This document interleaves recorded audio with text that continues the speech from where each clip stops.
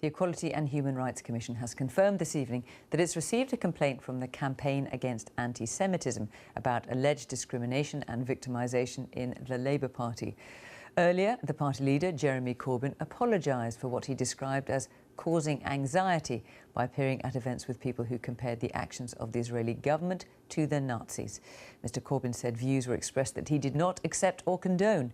Our political correspondent, Vicky Young, has more. Morning, Mr Corbyn. For more than 2 years, Jeremy Corbyn's faced accusations that he's turned a blind eye to anti-Semitism in the Labour Party. Good morning, nice to see you.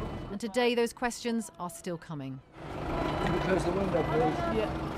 This row's about an event Jeremy Corbyn hosted in 2010 before he was leader, where speakers, including a Jewish Holocaust survivor, compared the actions of the Israeli government to the Nazis.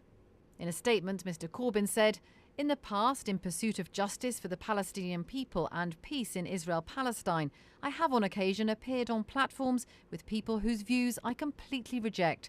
I apologise for the concerns and anxiety that this has caused." But one senior colleague went further, openly acknowledging the damage being inflicted on the Labour Party.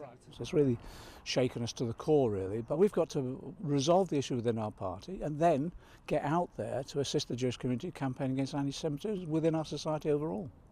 But some campaigners against anti-Semitism have no confidence in Mr Corbyn. Because he's still failed to issue a real proper apology, it's too late. We don't think there's anything that Mr Corbyn can do, and apart from anything else, it's more than just Jeremy Corbyn now. The rot that Jeremy Corbyn brought in has gripped the party.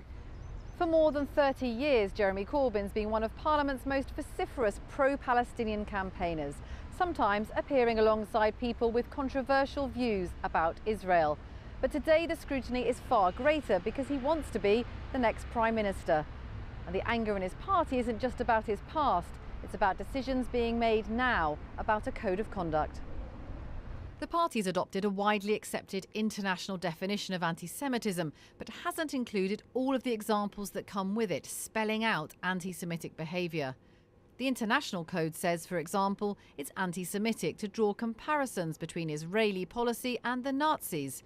Labour's version says party members should resist using Nazi metaphors, but adds it is not anti-Semitic to criticise the conduct or policies of the Israeli state in this way unless there's evidence of anti-Semitic intent.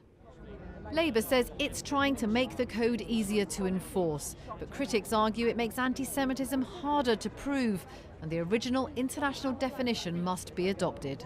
We need leadership from the top to turn around the situation, and that could be done by Jeremy saying to the people out there who are creating the offence, don't do it, and leading from the front. Let's get this declaration agreed straight away. But so far, despite the anger and the protests, Jeremy Corbyn hasn't changed his mind. Vicky Young, BBC News, Westminster.